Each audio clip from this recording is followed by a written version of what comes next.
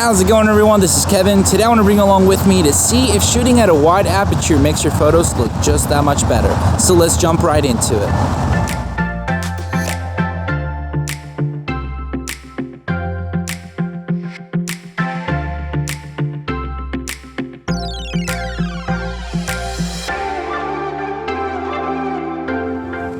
So I've been recently shooting with my zoom lens, the 28-75 and the 70-180 Tamron, a lot more recently since I've gotten them. But I also been wanting to use my primes more because obviously they can go down to a 1.4 and a 1.8 respectively depending on the prime lens that I'm using. So I wanted to see if it would make my shots look more cinematic and nice with the blurred background using the 1.4 for my 35 or the 1.8 depending on the lens that I want to use to see if it makes it overall better. So my goal with this will be to just shoot at 1.4 for my 35 Sigma and then also take the same shot with shooting it at maybe like a 5.6, maybe 7 aperture just to see, because of the blurred background difference, if it would make it look nicer or not, just to kind of compare them both, just to show people that if you need to get a prime lens or not, is it really worth it, since most people start with a kit lens that's a 3.5 to 5.6 style, and that way to see if it's better to just skip that kit lens and then go straight from just buying the body and a prime lens to make life easier.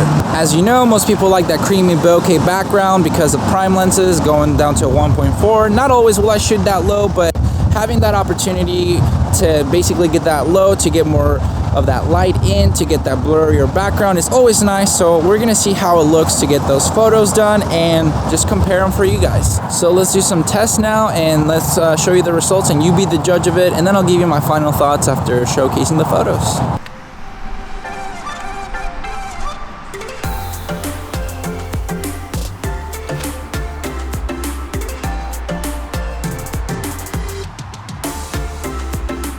After setting up my camera on the tripod and kind of pairing it up with my phone so I can use it to control the photos, I started taking all the photos, having some me being in focus, some defocus, just to show you the difference in the aperture shots, whether it's at 1.4, 1.8 or at 5.6 for each lens, and that way you can see a little bit of how everything was shot and what I do usually for taking photos of myself when I don't have anybody else to help me out.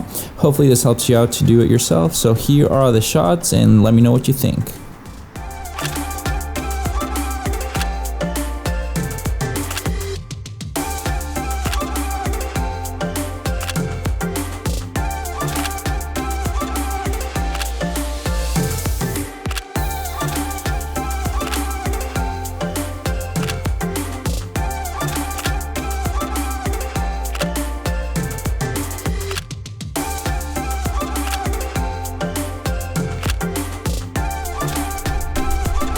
After taking a couple photos having just straight on shots, I wanted to add a little bit of more foreground using the 1.4 versus the 5.6 on my 35mm to show you how the blurriness happens when you take the shots at perspective apertures.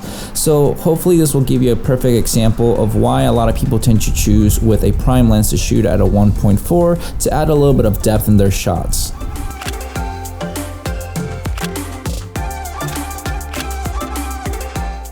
There you go, those were all the photos. What did you guys think about them? Do you like better with the wide aperture or a little bit more closer in where you have more things in focus? I think it depends on the situation for the most part, but obviously I understand why people want to go with those wide aperture shots just because it looks a little bit more cinematic, since that's what we see a lot in the movies, where you see the shot where the person's face is really in focus, the background is fairly blurry. So I totally understand why that can look a lot smoother for the kind of like the eye itself, because well, we see that on the daily basis when it comes down to a lot of video footage that we see on TV.